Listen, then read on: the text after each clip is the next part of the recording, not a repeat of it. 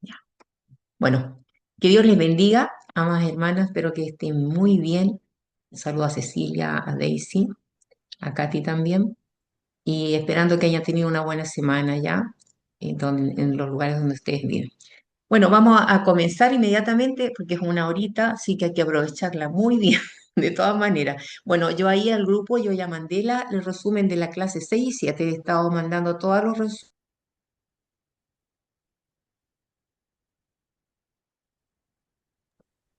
Gracias. Eh, sí, estaba muteada. Gracias, Katy. Bueno, comenzamos ya la clase y como les decía con anterioridad, yo ya mandé los resúmenes de estas clases para que ustedes puedan leer y repasar, ¿ya? Sobre todo estar leyendo la Biblia, que es nuestro libro de base, que es la Biblia, el libro de Hechos. Así que vamos a comenzar eh, hoy, en este día. Bueno, para recapitular un poco y refrescar la memoria, la semana pasada vimos Hechos 5 y vimos cómo la iglesia ahora desafía conflictos internos con el tema de Ananías y Zafira. Entonces vemos ahí reflejado bueno, un problema que fue una disciplina correctiva que fue dura, ¿ya? Muere este matrimonio, ¿ya? Y hablamos la semana pasada por qué tan duro, porque la iglesia estaba recién comenzando y si se permitía ya esto dentro es como lo define la Biblia, que el pecado es como una levadura que leuda. Entonces esto había que corregirlo, porque dentro del amor de Dios está la disciplina. Eso tampoco se habla, dice, Dios es amor, pero también nos corrige, ¿ya? Y fue una corrección dura. Y después vimos que después de ese acontecimiento hubo un gran avivamiento, hubieron señales, milagros y una proclamación valiente del Evangelio. Vimos que también los apóstoles fueron arrestados y llevados ante el concilio, pero ellos declaran a pesar de la persecución, ya podemos evidenciar la valentía que ellos tenían. Acuérdense que ellos habían sido empoderados por el Espíritu Santo. El Espíritu Santo es un espíritu de poder, de dominio propio. La valentía no está en nosotros, ni la fuerza tampoco. Todo eso viene de parte de Dios. Y ellos estaban consagrados en este trabajo y lo estaban haciendo en el poder del Espíritu Santo y en el nombre de nuestro Señor Jesucristo. Y ellos dijeron en ese proceso ya de persecución, cuando le dijeron callen, no hablen más, no enseñen más, ellos no omitieron eso. Nosotros podemos respetar autoridades, pero cuando las autoridades nos llevan a hacer algo que deshonra a Dios, podemos no seguirlo. Y ellos era necesario, decía, obedecer a Dios antes que a los hombres. Hechos 5:29, ya llenos del Espíritu Santo. Y el capítulo concluyó que a pesar de la persecución, la iglesia no retrocedió, sino que siguió adelante. Y esos mismos principios los podemos aplicar hoy, porque hoy día la iglesia está siendo perseguida en algunos lugares, en Nigeria, por ejemplo, lo he mencionado, una fuerte persecución a los hermanos que están en ese lugar y en otros. Y al contrario, los apóstoles se gozan por estar sufriendo por la causa de Cristo, se sienten dignos de padecer por la causa de Cristo, ¿ya? Nosotros también por la causa de Cristo sufrimos, tenemos también a veces persecución de otra forma, ¿ya? Pero es necesario, dice Pedro, que la iglesia se arme de ese pensamiento, así como Cristo sufrió, la iglesia también sufre, ¿cierto? También sufre persecución, pero es más bienaventurado padecer por la causa de Cristo que sufrir por desobediente, que son dos formas que podemos padecer. Por su causa debemos sentirnos gozosos. Y la iglesia avanza. Ahora vamos a estudiar el capítulo 6 y quizás un poquito del capítulo 7 porque el capítulo 6 es mucho más breve, ¿ya? Y el 7 es muy extenso. Y el hecho 6, entonces, aquí marca una transición importante para la iglesia, para la vida de la iglesia. Bueno, la iglesia creció numéricamente, también crecieron y aparecieron problemas dentro de la iglesia, tensiones, ¿ya? Y específicamente entre dos grupos, los hebreos y los helenistas, los griegos, ¿ya? Culturas distintas. Y la respuesta apostólica no fue improvisada, sino sabia y espiritual. Se establece entonces aquí una estructura de servicio, aquí surgen los diáconos, ¿ya? Que permite tanto cuidar la proclamación de la palabra, porque los apóstoles decían es necesario que nosotros nos dediquemos al estudio de la palabra y la oración, y que otros puedan hacer este servicio a las viudas que estaban siendo desatendidas, en este caso las viudas griegas, o helenista o griego, el mismo término, significa lo mismo. En este capítulo entonces figura Esteban. Es muy importante conocer a este diácono y las características y lo que vamos a hablar hoy día, porque la iglesia en sus primeros comienzos no tuvo celo misionero. Eso podríamos señalar como algo negativo. Es decir, en la proclamación, o sea, en la designación de Jesús dijo, recibiréis poder cuando haya venido sobre vosotros el Espíritu Santo, y ellos tenían la responsabilidad, ya investido, de proclamar el Evangelio a otros lugares, no solamente en Jerusalén, Judea, Samaria, y eso también es para la iglesia de hoy, ¿ya?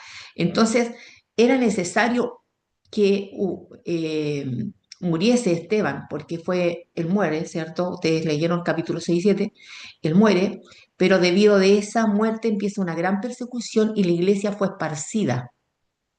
Y ahí ellos fueron a distintos lugares y donde esta gente que fue esparcida por la persecución fueron proclamando el Evangelio de nuestro Señor Jesucristo. Entonces, en ese sentido, la muerte de Esteban también como un mártir, un hombre lleno de gracia del Espíritu Santo, un hombre que frente a sus acusadores, en vez de colocar una cara de odio, tenía el rostro de un ángel, ya fue esa bendición para que la iglesia saliera de Jerusalén y ya sea por este motivo el Evangelio es esparcido.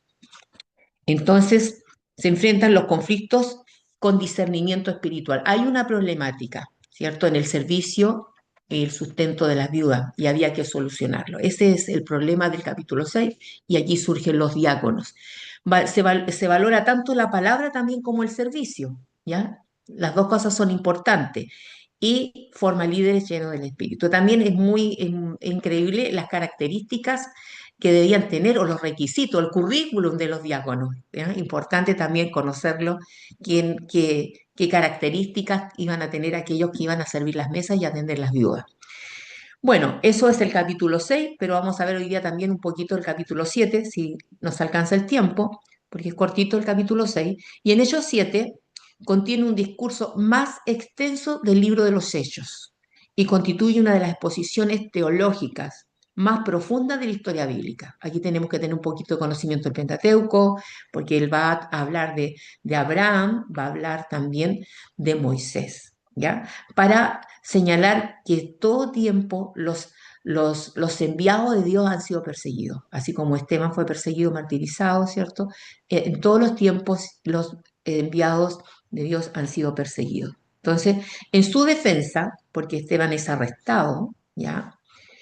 Esteban no se justifica a sí mismo, sino que presenta él una lectura teológica, hace un repaso histórico de la historia de Israel. Es largo el discurso, por eso es que es uno de los discursos más largos y es bueno estudiarlo segmento a segmento, el discurso, demostrando en este discurso que Dios siempre, siempre ha actuado él soberanamente más allá de lugares, templos o instituciones. ¿Ya? A lo largo del capítulo, del 7 que vamos a repasar hoy día también, Esteban muestra un patrón constante. ¿Cuál es este patrón?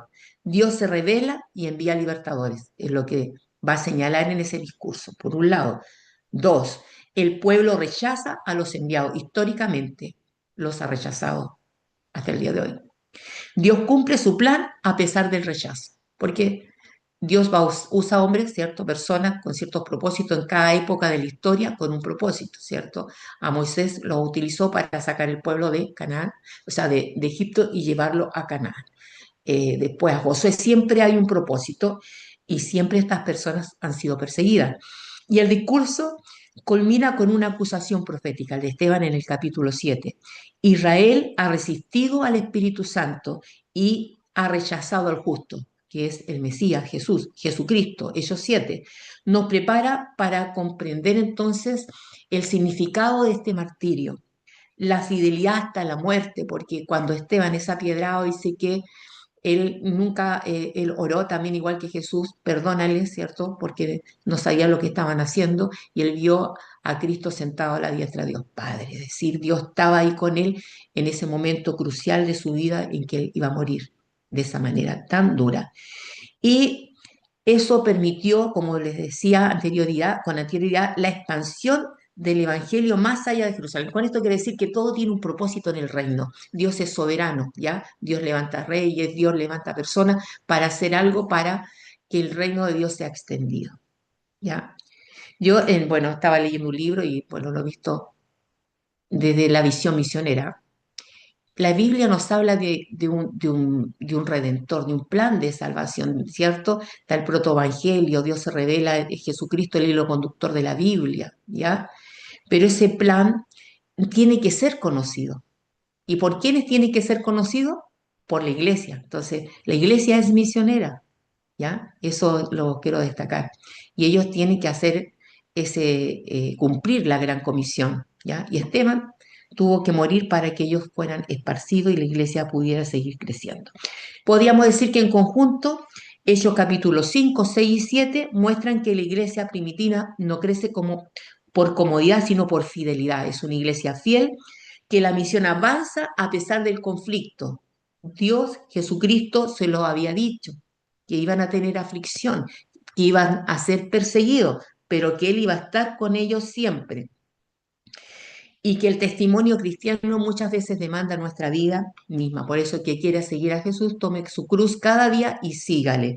Esteban entonces se presenta aquí como modelo del discípulo que confiesa a Cristo con verdad, sabiduría y valentía, aún al costo de su propia vida. Vamos entonces ahí con su Biblia a Hechos capítulo 6, que es el título es Elección de los 7 diáconos, ¿ya?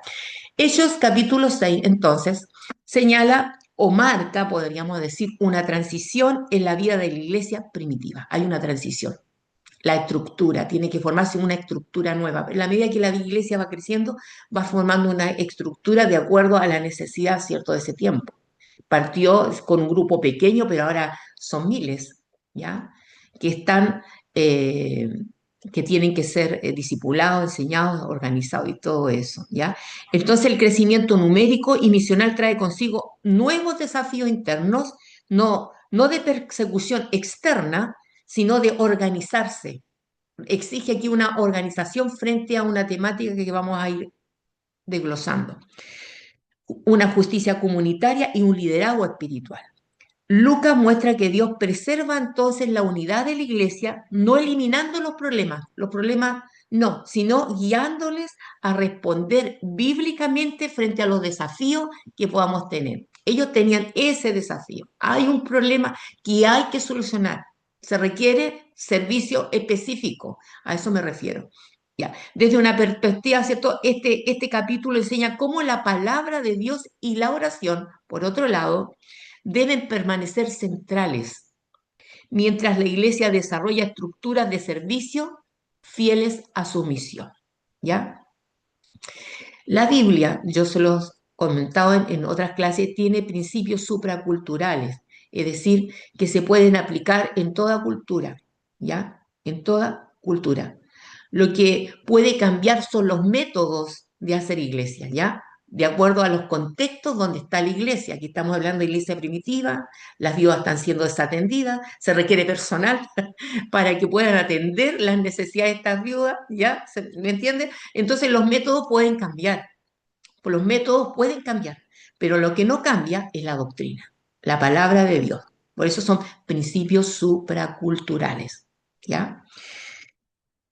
Vamos a Hechos 6, del 1 al 7, el primer bloque.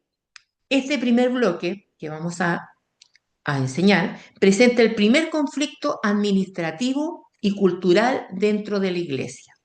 El problema no es doctrinal, como se lo señalé, la doctrina. No hay problema con la doctrina es la enseñanza bíblica. Eso es doctrina, ¿ya?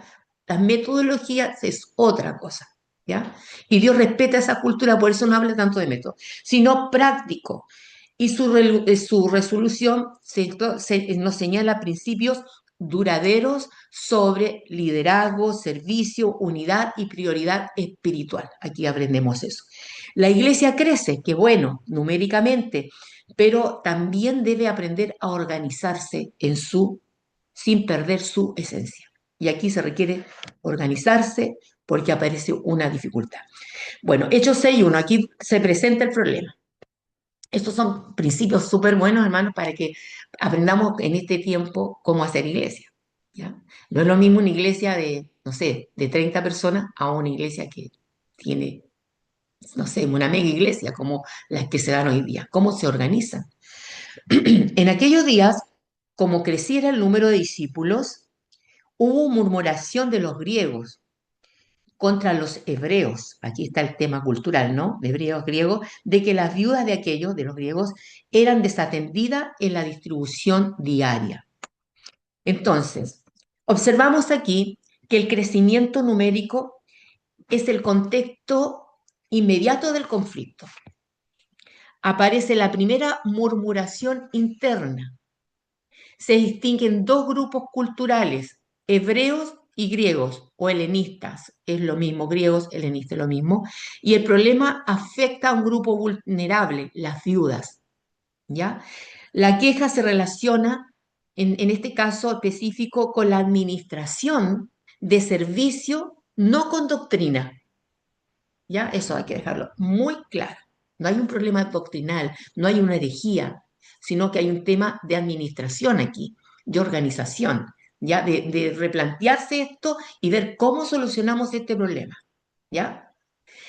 El conflicto surge no por maldad, no, sino por una tensión cultural y un descuido organizacional. La iglesia no es idealizada por nada. Lucas presenta una comunidad que es real, diversa y en proceso de madurar o de maduración. ¿Ya? El crecimiento sin estructura puede generar injusticia involuntaria. O sea, hay un crecimiento, hay dificultades, hay que planificar, hay que organizar, hay que atender, no hay que cerrar los ojos. Esto es lo que estamos aprendiendo aquí. ¿Ya? Cuando la iglesia crece, Satanás busca sembrar división, no siempre con herejías, sino con quejas que aparentan justicia. Bueno, el crecimiento de la iglesia trae nuevos desafíos. La justicia social es una preocupación legítima dentro del pueblo de Dios. Dentro de la iglesia tiene que cumplir también ese servicio social, la ayuda, ¿ya? A los necesitados, ¿ya? Las diferencias culturales, entonces, ¿qué se requiere aquí? Discernimiento pastoral, ¿ya? Sobre todo en lugares donde se ve mucho, y creo que en Estados Unidos, donde hay muchos latinos, ¿no? Eh, Norteamericanos y de otras naciones. Entonces, juntarlos, claro, pueden haber diferencias culturales, obviamente que sí, cosmovisiones distintas, por eso que la cosmovisión cristiana nos une a todos, ¿ya? Que es lo que nosotros tenemos que ver las cosas como Dios las ve, ¿ya? Y Hechos 6.2 dice, entonces los 12, ¿qué hicieron aquí? ¿Qué vamos a hacer? Dijeron, convocaron a todos los discípulos, dice, a la multitud, estoy leyendo el 6.2, y dijeron, no es justo, dijeron los apóstoles, ¿cierto? Que nosotros dejemos la palabra de Dios para servir a las mesas. No es que ellos dijeran, este es un servicio menor, ¿cómo nosotros vamos a servir las mesas? No ese es el punto, no es el punto. ¿Ya? Los apóstoles entonces actúan de manera colegiada, se convoca a toda la comunidad, se establece una distinción de funciones, eso es.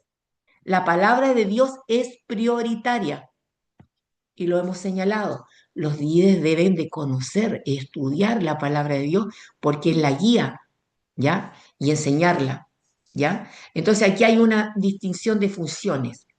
Hay personas que se van a dedicar a la palabra y a la oración, que eran los discípulos, ¿cierto? La iglesia, lo central es la palabra, y otras personas se van a dedicar a este servicio. Entonces hay una distinción de funciones, la iglesia se empieza a organizar de acuerdo, va creciendo, necesita estructura. Lo que les decía, los apóstoles no desprecian el servicio práctico, ¿ya? Pero reconocen su llamado principal, ¿ya? Aquí se establece un principio, la prioridad del ministerio de la palabra. No todo lo bueno es prioritario para todos. ¿ya? Por eso que somos el cuerpo de Cristo. Ahí el apóstol Pablo en Corintios lo dice, dice, compara, bueno, con un cuerpo. Mm, Si el cuerpo todo fuera mano, no funcionaría este cuerpo. El ojo derecho necesita del izquierdo, o sea, cada miembro tiene una función y esos son los dones, las capacidades que Dios nos da para servir a Dios. ¿Ya? Usted tiene una capacidad, ¿cierto? Que dada por Dios, de acuerdo, Dios conoce, ¿cierto? Hasta donde nosotros podemos ejercer algún servicio al Señor. Y a cada uno le da esa característica para que conjunto podamos edificar el cuerpo de Cristo. ¿Ya? Entonces ellos no es que despreciaran servir a las mesas los apóstoles. Entonces, cuando la palabra es desplazada, aunque sea por buenas obras, la iglesia pierde su centro. ¿Ya? Pierde su centro.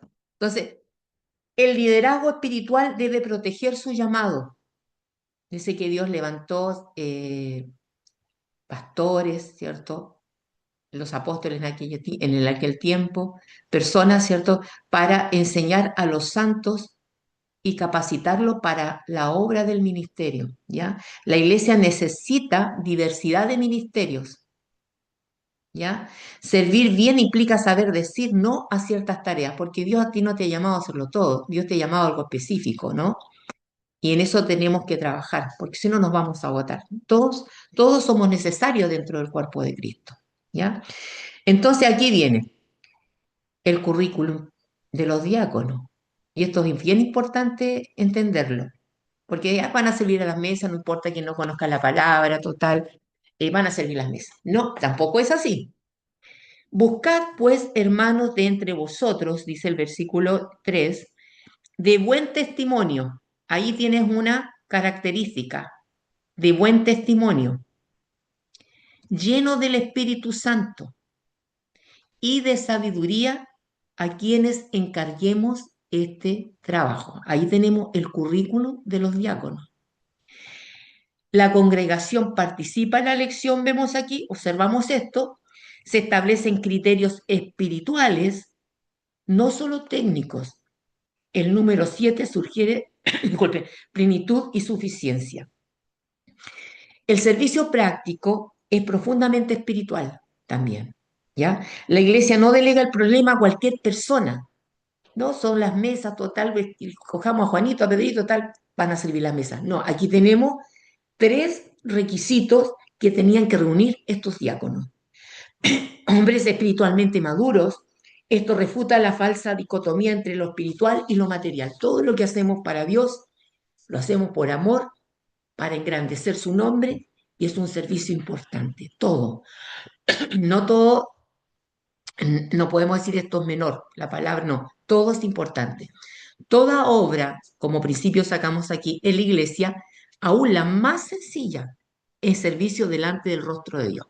Jesús dijo, aún ese vaso de agua que usted da a alguien para que sacie su sed, siendo un siervo de Dios, es importante. No hay trabajo, una jerarquía en esto. Todo es necesario. Los pies, los dos ojos, como dice Pablo, si no tuviera este ojo necesito el derecho y el izquierdo para ver bien, somos un cuerpo, bien concertado, bien unido y nos edificamos unos a otros. Para eso son los dones que Dios nos da, ¿cierto? Para servirnos los unos a los otros y ser edificados. El carácter es más importante que la habilidad. El servicio cristiano requiere entonces madurez espiritual. La iglesia debe discernir y formar líderes. Ahí tenemos un texto que está en 1 Timoteo 3, 8, 10, y hay otro Tito, también están los requisitos. No neófito, no gaudino, hospedador, a veces solo lo llevamos solamente a los pastores, líderes principales, pero en general toda persona que va a servir a Dios debe tener un carácter cristiano, ya un buen testimonio, lo que dice una persona con sabiduría. La sabiduría es conocer a Dios y ponerlo en práctica, ya eso es sabiduría. Cuando lo que sé de Dios lo aplico, eso es ser sabio, ya, y lleno del Espíritu Santo es importante. ¿Y qué dice Hechos 6:4? Dice, y nosotros persistiremos en la oración y en el ministerio de la palabra. ¿Ya? Esa era la labor, en este caso, de los apóstoles. La oración precede a la palabra. El verbo persistiremos que está aquí indica una dedicación continua, una dedicación constante, ¿ya? Se define claramente aquí el rol apostólico. Ellos van a perseverar en la palabra y van a estar en oración, ¿ya? Por eso que dice, no es bueno que nosotros descuidemos esta labor que nos dio Dios haciendo este otro trabajo cuando hay otras personas que lo podían hacer, ¿ya?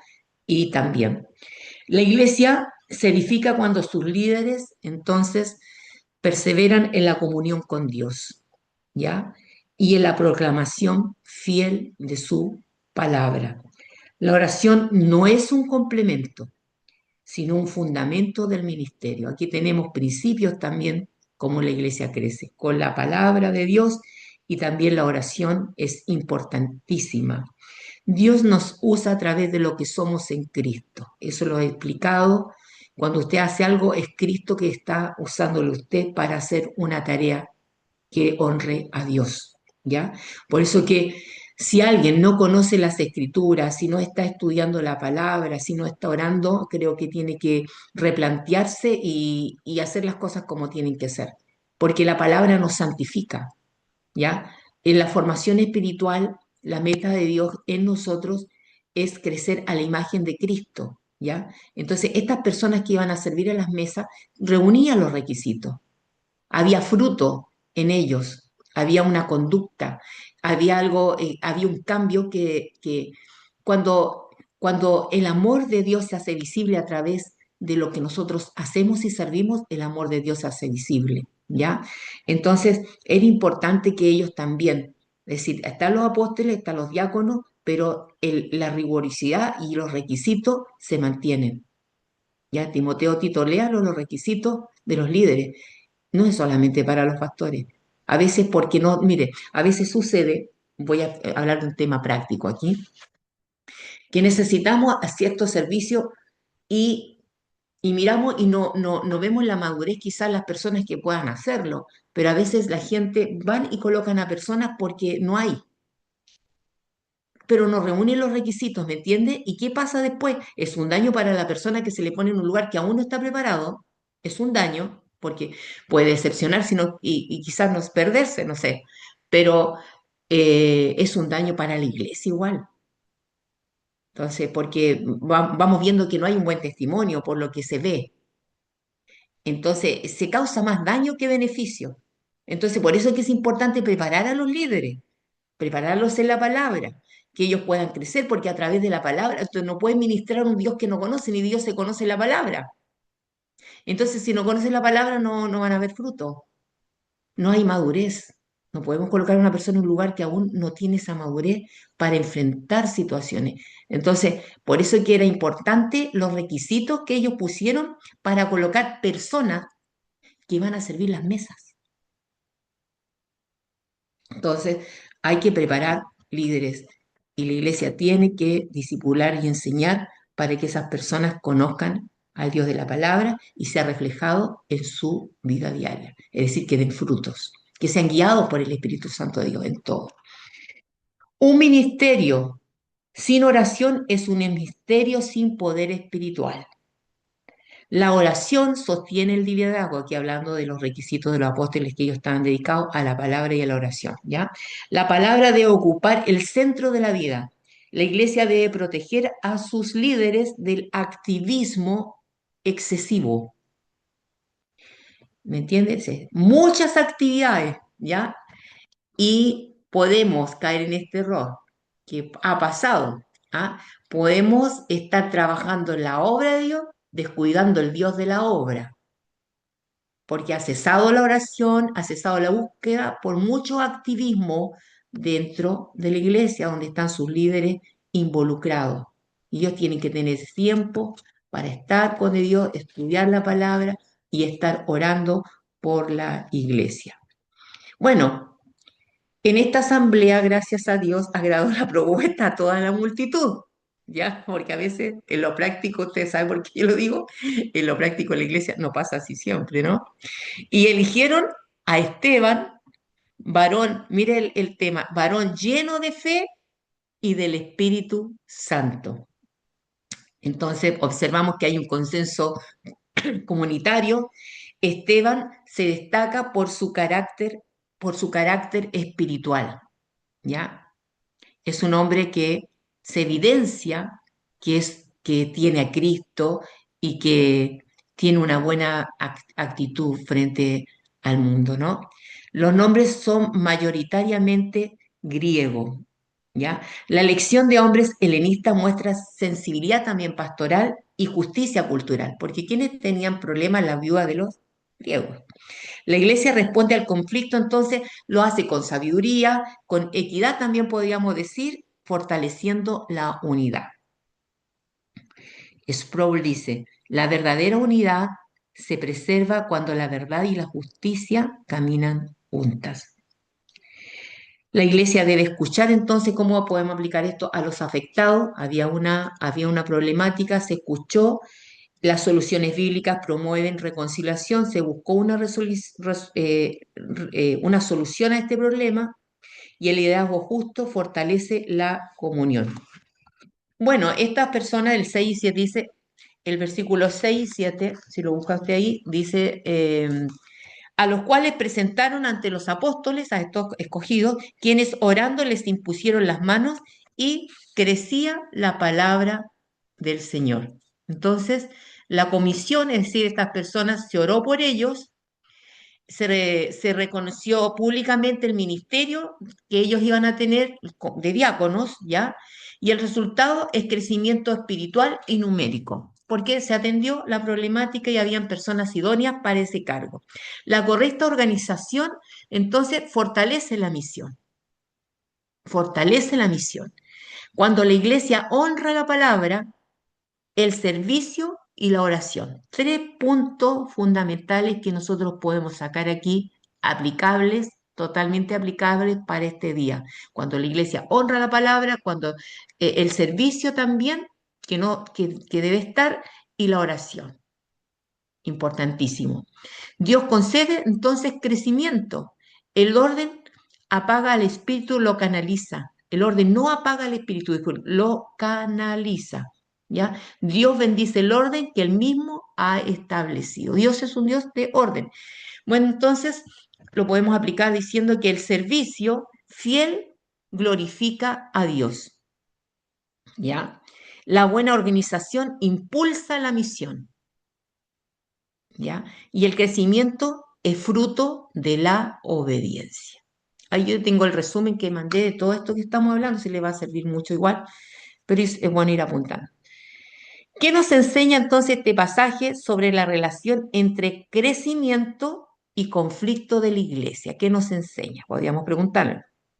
Entonces, el pasaje, el 6 del 1 al 7, que es el bloque que hemos estudiado, nos muestra que el crecimiento de la iglesia suele venir acompañado de desafíos y tensiones internas, como sucedió acá con respecto a esta problemática. Fue una tensión para la iglesia, ¿ya? Pero venía el crecimiento. A medida entonces que la comunidad eclesial se multiplica, también surgen diferencias culturales dentro de la iglesia. Estas relaciones interpersonales se vuelven a veces tensas, ¿ya? Necesidades prácticas y también posibles injusticias. Sin embargo, estos conflictos no son señales de fracaso espiritual, sino oportunidades para evidenciar como iglesia la gracia de Dios, como se ve aquí, en medio de su pueblo. La iglesia madura, entonces, cuando enfrenta problemas y lo hace con sabiduría, con humildad y con dependencia del Señor, buscando soluciones que honran a Cristo, como lo vemos aquí, cómo se solucionó este problema. No hicieron como que no había nada, sino que lo enfrentaron y lo solucionaron y se preserva entonces la unidad del cuerpo y las murmuraciones cesaron, porque había tensiones culturales, ¿ya? Que para que la iglesia tenga comunión van a haber conflictos en la iglesia, conflictos internos entre personas, pero cómo los enfrentamos, ¿cierto? ¿Cómo los solucionamos? Ese es el tema. Pero hay un tema que me gusta, que en el Nuevo Testamento dice, habla mucho de los unos a los otros. Y mire lo que dice, amándonos, el Colosense, los unos a los otros, soportándonos los unos a los otros, perdonándonos los unos a los otros, así como Cristo también nos perdonó. Eso es muy sano para poder relacionarnos entre la iglesia. O trata a los demás como quiera que te traten a ti. Debemos de andar como Jesús anduvo, ¿ya? Las relaciones, ¿cierto? Estos conflictos se ven dentro de la iglesia, ¿ya? Dice que tenemos que amar a nuestros enemigos, perdonarles. Eso nos llama el Señor. Ese es un carácter maduro, ¿no? Perdonar las ofensas, y amar a nuestros hermanos. Dar la vida por ellos, primero en Juan 3:17, que dar la vida por ellos, ¿ya? Sin esperar recibir nada a cambio. Porque a veces esas relaciones, esas tensiones dividen iglesias, los comentarios, las murmuraciones. Entonces tenemos que aprender a vivir como Jesús. Entonces, estos diáconos daban fruto, pues eran llenos de una persona llena del Espíritu Santo, se evidencia por cómo actúa, por cómo habla, cómo trata a las personas. Imagínense que a Esteban le dieron a él como el rostro de un ángel frente a los acusadores que vamos a ver después, las calumnias que se levantaron contra él. No había una cara de odio, de venganza, no, su rostro resplandecía, ¿ya? ¿Por qué el servicio práctico requiere de personas llenas del Espíritu Santo? Es otra pregunta que le podríamos hacer al texto. ¿Por qué? ¿Por qué? El servicio práctico, como el que estamos viendo, atender las mesas, no es una tarea secundaria. No hay tarea, todo es importante, como el que predica, como el que viaja por el mundo, no sé. Todo es importante, porque lo que Dios mide es la intención del corazón y todo servicio que lo regula, el amor, el amor. Ya, si una expresión visible del amor de Cristo. Por eso requiere personas llenas del Espíritu Santo, ¿ya? Porque solo él produce un corazón sensible, humilde y dispuesto a servir a Dios sin reconocimiento, ¿ya? No es que le digan, qué lindo que lo hace, yo lo he explicado otras veces, no. Aquí lo hacemos para Dios y el reconocimiento es para Él. A veces, muchas veces, decir, nadie te lo reconoce, no importa, porque Dios lo ve, Dios ve tu corazón y Él te recompensa. Además, el Espíritu capacita para actuar con justicia, sabiduría y compasión genuina. Imagínense atender estos dos grupos culturalmente distintos, pero sabemos que en Cristo nos une, se requiere gente con sabiduría, con amor, con ese espíritu de servicio. Además, es el espíritu que nos capacita. Servir a otros refleja el carácter de Cristo. Nosotros tenemos que reflejarle el carácter de Cristo, el amor de Cristo, la mansedumbre, la paciencia de Cristo. Y cuando eso sucede en su vida, usted le está dando la gloria a Dios porque está reflejando el carácter de Cristo, que es lo que Dios está trabajando en nosotros. ¿Se da cuenta por qué es importante estos tres requisitos que menciona el libro de Hechos? Y es para hoy día también. No porque estemos apurados y a lo mejor los obreros aún les falta, uno tiene que discernir eso, como para colocarlo en lugares que no están capacitados todavía. Hay que esperar, no hay que apresurarse. Y esa obra solo puede fluir desde una vida transformada, porque Dios nos usa a través de lo que somos en Cristo, ¿ya? ¿Cómo se mantiene, otra pregunta, la centralidad de la palabra sin descuidar la justicia social? Ahí está ese equilibrio, palabra, justicia social, servicio, ¿ya? La centralidad de la palabra se mantiene cuando la predicación y la enseñanza fiel de las escrituras ocupa el lugar principal en la vida de la iglesia, a través de una mirada, pero es una crítica constructiva de que muchas iglesias, que yo he visto así, han descuidado lo que es la palabra de Dios. Pregunto, cuando hacen esos edificios, ¿dónde están las salas para estudio? ¿O la iglesia está haciendo algún discipulado? Y es mi pregunta. ¿Hay algún estudio bíblico acá para que los hermanos todos accedan a una educación con excelencia? Porque es importantísimo. Y sabe que yo creo que ahí hay un tema, porque cuando la Gran Comisión dice, lo he dicho en estas clases y lo sigo reafirmando porque yo lo veo acá, no sé allá donde usted vive, pero dice ir y hacer discípulos. Discípulo significa el que aprende, enseñándole que guarden todas las cosas, es decir, lo que Dios enseña es obedecer, ¿cierto? Obedecer lo que Dios está diciendo. Para eso tenemos el Espíritu Santo que nos guía. Él nos guía para hacer lo que Dios nos está diciendo que hagamos. ¿Me entiende? Produce el querer como el hacer. Y el Espíritu Santo le va a guiar a lo que la palabra de Dios dice. Pero si no la conoce, entonces podemos construir un Dios que no está en la Biblia, que se acomoda a mí perfecto y me voy a acostumbrar a ir a la iglesia, volver a la iglesia, ir a la iglesia y volver a la iglesia. Cuando hay un mundo que necesita conocer a Jesús y Dios está en todo lugar, está en tu trabajo, está en tu casa, está aquí con nosotras, está en todo lugar. No podemos secularizar esto, ¿ya? No solo predicar, hay muchas cosas para hacer. Entonces, es la labor principal que cada cristiano conozca la palabra, pero esa misma palabra nos impulsa a vivir con amor al prójimo de manera concreta. Por eso que Efesios dice, sean entendidos en la palabra de Dios, ¿ya? Que conozcan la voluntad de Dios para poder hacer la voluntad de Dios, hay que conocerla y el Espíritu Santo le guiará eso. Y dice más abajo en Efesios, estoy citando Efesios, dice, antes dice ser lleno del Espíritu Santo, no se embriague con vino, lo cual es visual, antes ser lleno. Y ser lleno del Espíritu Santo, ¿qué es? Tener la palabra de Dios en nuestro corazón, crecer en ese conocimiento y el Espíritu Santo nos va a guiar a, a hacer lo que Dios dice. ¿Se fijan cómo está el tema? Porque a veces pensamos, no sé de qué iglesia viene, pero a veces pensamos que estos movimientos carismáticos, el llanto y todo, la iglesia está llena. Pero yo lo invito a la iglesia de Corintio, ellos habían profecía y muchas cosas ahí, pero le dice carnales, niños en Cristo, porque habían divisiones dentro de la iglesia. Eso no caracteriza o no es muestra de una espiritualidad. No estoy negando eso. Lloramos, qué sé yo, podemos levantarlo. Eso es bonito.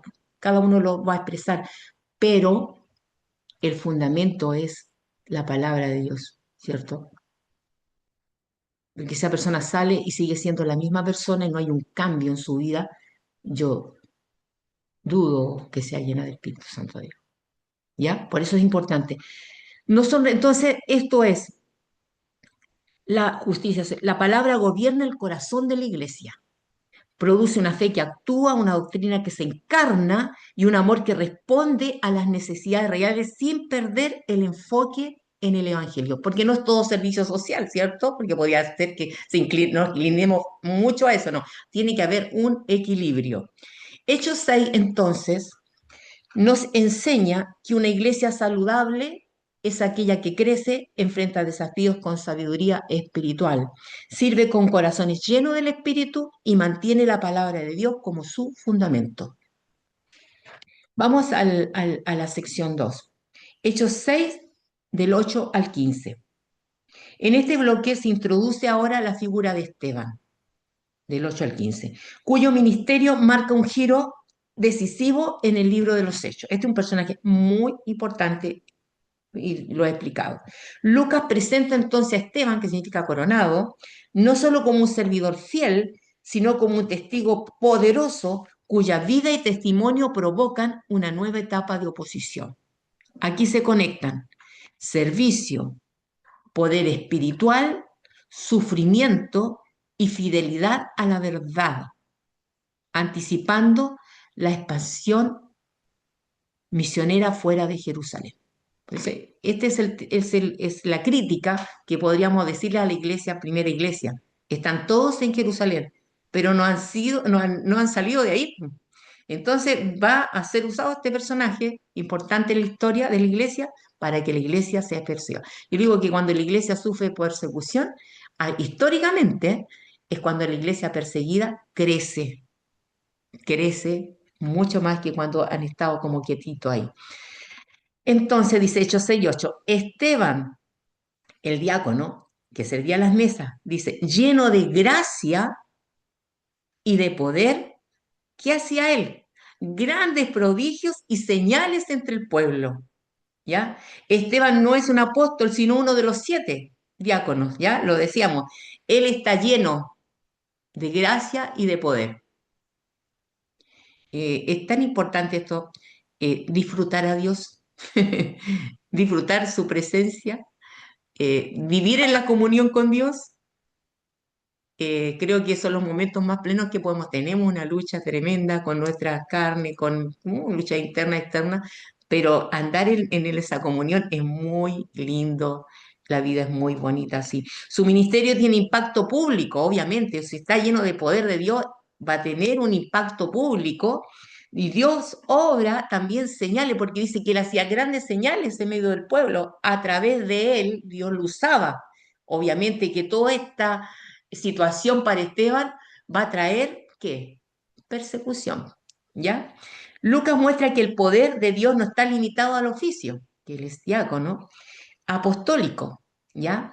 El mismo espíritu que capacita para servir las mesas, también capacita para testificar con poder. El énfasis está entonces aquí en la plenitud espiritual, no en el cargo que él tenía. ¿Ya? ¿Te cree que Dios puede usarla para grandes cosas, cierto? Yo creo que sí, Dios nos da ese poder, el Espíritu Santo es un espíritu de poder, de dominio propio, ¿ya? Que hace valiente al cobarde, al perezoso lo activa, ¿ya? Entonces, y eso está presente en el día de hoy, ¿ya? Dios no mide a sus siervos por el título que llevan, ¿ya? Él es diácono, no es un apóstol, sino por la gracia que los reviste. Eso para usted también. Todo creyente lleno del Espíritu Santo puede ser usado. Todo, ¿ya? Es Dios. El servicio humilde puede abrir puertas a un testimonio mayor. El poder espiritual fluye de la gracia de Dios, no del estatus, ¿ya? Dios es Dios el que actúa y nosotros simplemente somos ese vaso de barro donde Él ha depositado un tesoro, ¿ya? No vivimos o no servimos para, a ver, para agradar a otros, o sea, igual el servicio va a ayudar, pero no es mi plano, ¿cierto? Y mi plano es agradar a Dios y a través de Dios, obviamente, lo que usted haga para Dios, con un corazón humilde, con amor, Dios le va a respaldar, ¿ya? Entonces se levantaron, dice, uno de la sinagoga llamado de los libertos y disputaban con Esteban, ¿ya? La oposición surge en un contexto religioso, lo mismo que a Jesús, ¿no? Los opositores son judíos helenistas y el conflicto es verbal y teológico. La resistencia del Evangelio muchas veces proviene de quienes creen defender la verdad, creen defender la verdad, ¿ya? Esteban enfrenta esta oposición desde su mismo trasfondo cultural, lo que intensifica el conflicto.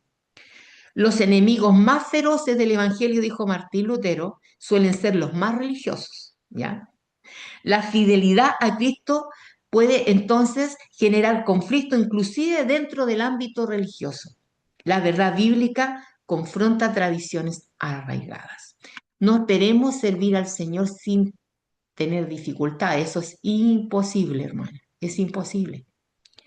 Pero somos honrados porque este servicio lo hacemos para Dios y aceptamos estos desafíos. No somos fuertes, sino que en Cristo todo lo podemos. Vamos leyendo entonces el texto bíblico, dice lo siguiente,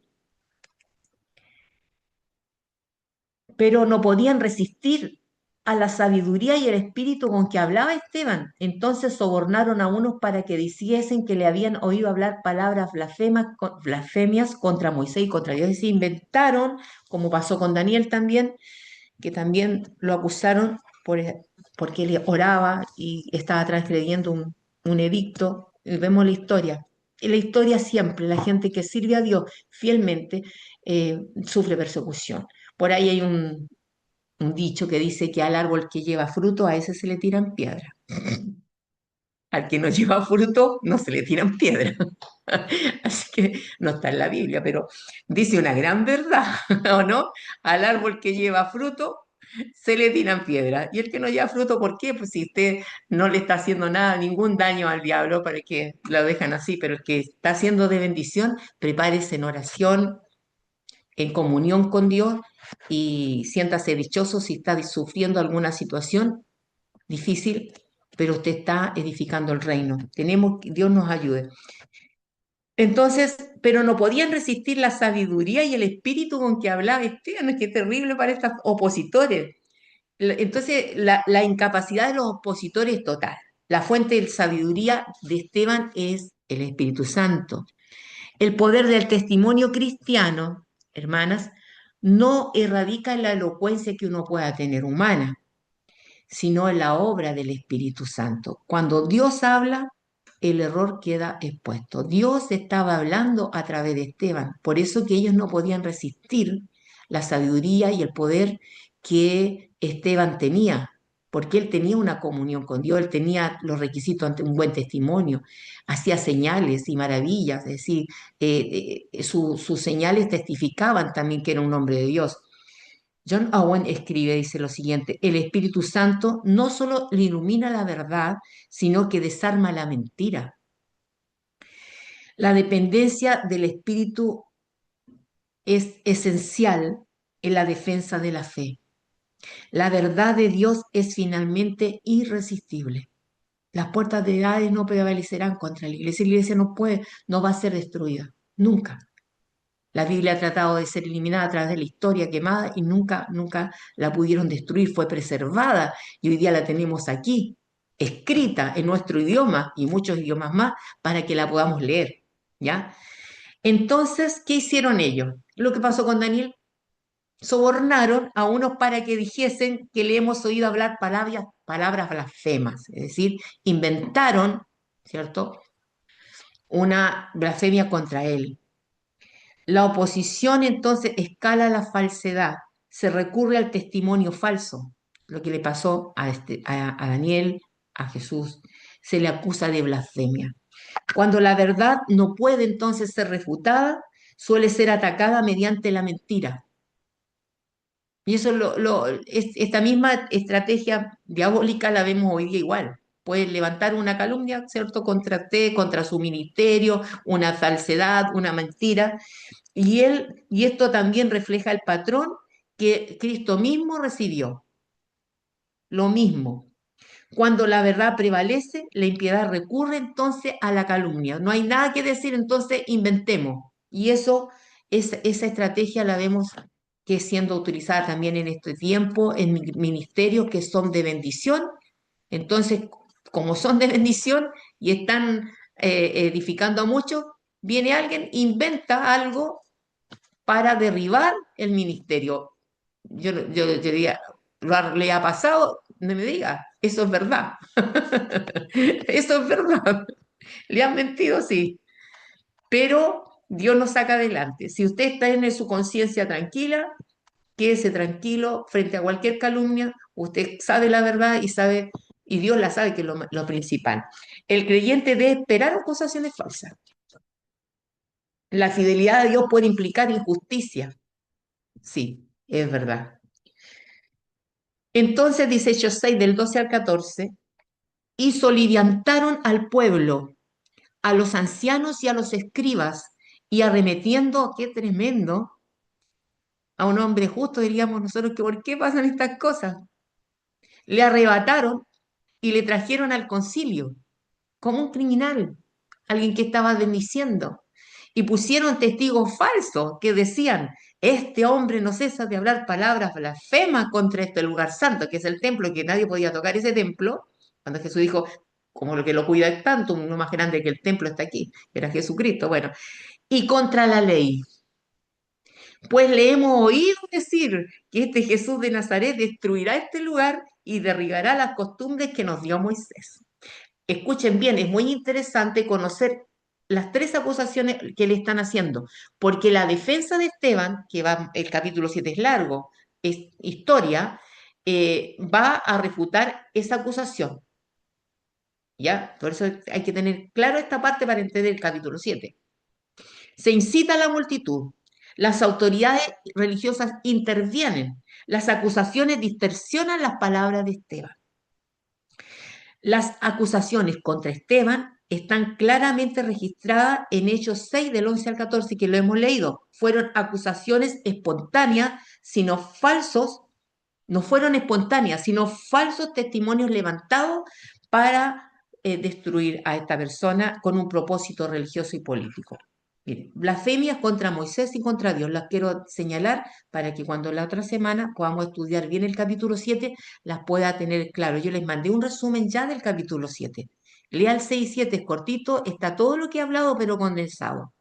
¿Ya? Dice, han, han oído decir que este Jesús de Nazaret destruirá este lugar y cambiará las costumbres que nos dio Moisés. Esa es una. Los judíos acusaron a Esteban de hablar contra Moisés, que es una figura emblemática, importante, lo cual era gravísimo porque Moisés representaba la ley dada por Dios. Para ellos, cuestionar entonces la interpretación tradicional de la ley equivalía a blasfemar contra Dios mismo. Esa es una. Hablar contra el templo, porque en su discurso va a hablar de Moisés, por eso. Hablar contra el templo. Se le acusó de decir que el templo sería destruido. El templo era el centro de la vida religiosa y judía, símbolo de la presencia de Dios y del orden nacional. Sindicar su centralidad fue interpretado como una amenaza directa al sistema religioso establecido. Contra el templo, contra Moisés, la ley y todo eso. 3. Alterar las costumbres entregadas por Moisés. Esa fue la otra acusación. Esteban fue acusado de enseñar que las tradiciones judías debían cambiar. En realidad, él proclamaba que Cristo es el cumplimiento de la ley, no su abolición, porque nadie la pudo cumplir, Cristo la cumplió. Pero para sus acusadores esto sonaba como una ruptura peligrosa con la tradición. Cristo cumplió la ley al obedecerla perfectamente, ¿ya? Al cargar su condena en la cruz y al realizar lo que la ley ceremonial anticipaba. Así la ley alcanza su propósito en Cristo, justificar al creyente por la fe y guiar su vida como respuesta agradecida, no como medio de salvación. Jesús obedeció perfectamente la ley donde Adán e Israel fallaron. Jesús, segundo, cumplió la función reveladora de la ley y cumplió la ley ceremonial. Entonces, y blasfemia, acusación capital. La acusación final fue entonces de blasfemia, un delito castigado con la muerte según la ley judía. Sin embargo, Lucas deja claro que los testigos eran falsos y que Esteban estaba siendo juzgado injustamente, ¿ya? Y en su discurso que él va a hacer defendiendo, ¿cierto? Estas acusaciones declara que todos los enviados de Dios, tanto Moisés, Abraham, fueron perseguidos, igualmente él, y en este caso va a ser martirizado. Las acusaciones contra Esteban, entonces, ¿qué revelan del pueblo? Un corazón absolutamente endurecido. Defendían el templo, pero rechazaban al Dios del templo, ¿ya? Defendían la ley, pero rechazaban a aquel que la cumplió, Cristo.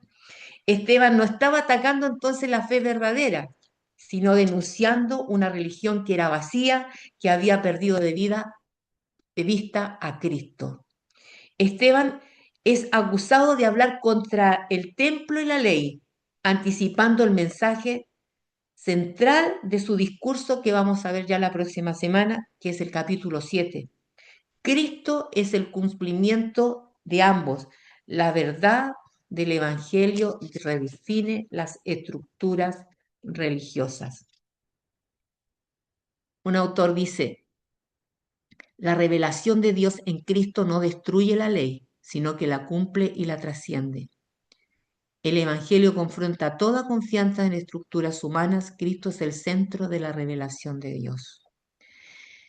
Y por último, Hechos 6:15 dice, entonces todos los que estaban sentados en el concilio vieron su rostro como el rostro de un ángel. ¿Cómo reaccionamos nosotros cuando alguien está diciendo mentiras contra usted? ¿Cómo reaccionamos?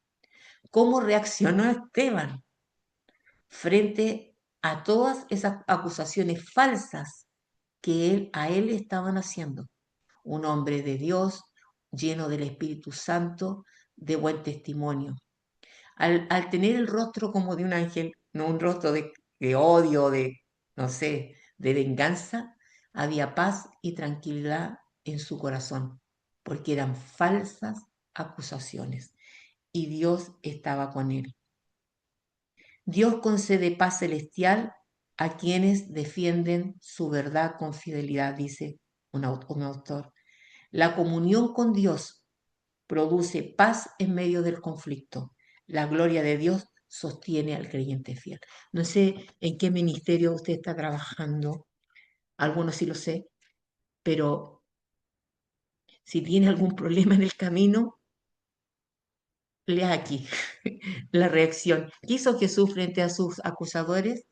Guardó silencio.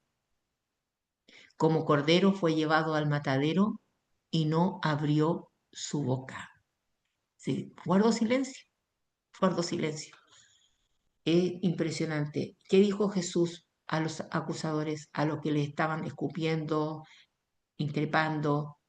Le dijo, Padre, perdónales porque no saben lo que hacen. Y Esteban dijo lo mismo. Eso lo vamos a dejar así como para la próxima semana, pero es pregunta que uno tiene que aplicar. A veces yo me enojaba muchísimo, tengo que ser sincera. No tenía el rostro de un ángel. Y en esa sinceridad Dios nos cambia, porque si el Señor sabe cómo reaccionamos. ¿Ah? Aquí dice cualquier cosa, hablamos, wow, y hablamos de más, ¿no? Cuando usted está haciendo las cosas bien, la está haciendo para Dios, tiene una conciencia tranquila, quédese tranquila. Vamos a orar y le invito entonces ya la próxima semana a continuar esto. Quería que tuvieran claras las acusaciones. Yo ya le mandé el resumen del capítulo 7 y si el 6 está bien clarito, bien conciso, pero está lo principal en ese resumen. Entonces, léalo con tranquilidad y después lea el capítulo 7 completo porque es complejo. Hay mucha información del Antiguo Testamento. Y a veces hay que entender el Pentateuco para entender, pero yo voy a ir explicando un poquito para que usted le vaya quedando claro, porque él va a hablar de Moisés, va a hablar del Antiguo Testamento para la defensa. Un hombre, ¿sabe que yo destaco él?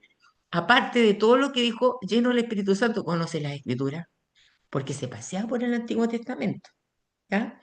Y eso es lo que nosotros tenemos que hacer, es conocer la Biblia, porque es la palabra de Dios, es la única regla de fe y de conducta para el hombre. Este libro tiene que ser conocido porque este libro algún día nos juzgará a nosotros. Dios les bendiga. Padre amado, te damos gracias, Señor, por este tiempo que hemos tenido con nuestras hermanas de Homeschool.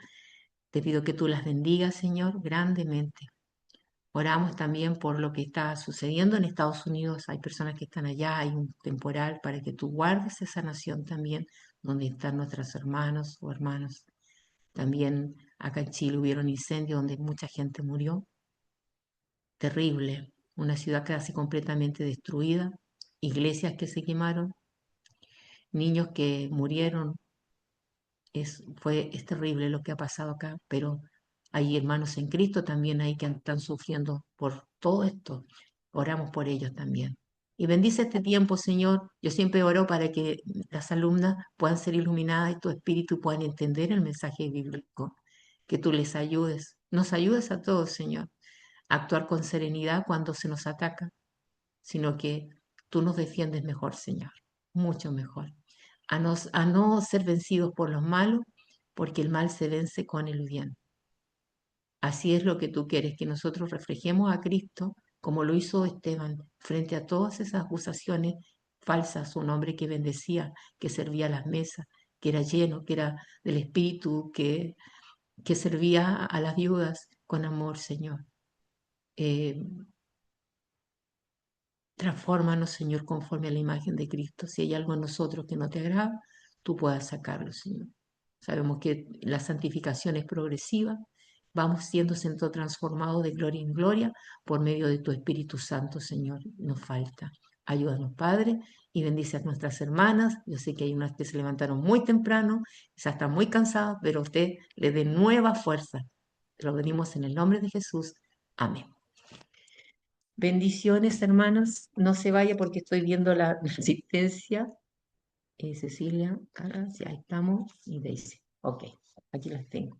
Y Yasmín. Ahí está. Que Dios les bendiga. Nos estamos viendo entonces la próxima semana, si Dios quiere, con la ayuda del Señor. Así que, como le digo, no se desalienten frente a las dificultades. Cuando pase eso, lea de Esteban cómo lo resistió con las mismas herramientas que tiene usted, ese espíritu que está en Esteban, que estaba en Pablo, está en usted también. Así que bendiciones. Ahora voy a otra clase, así que Dios les bendiga muchísimo.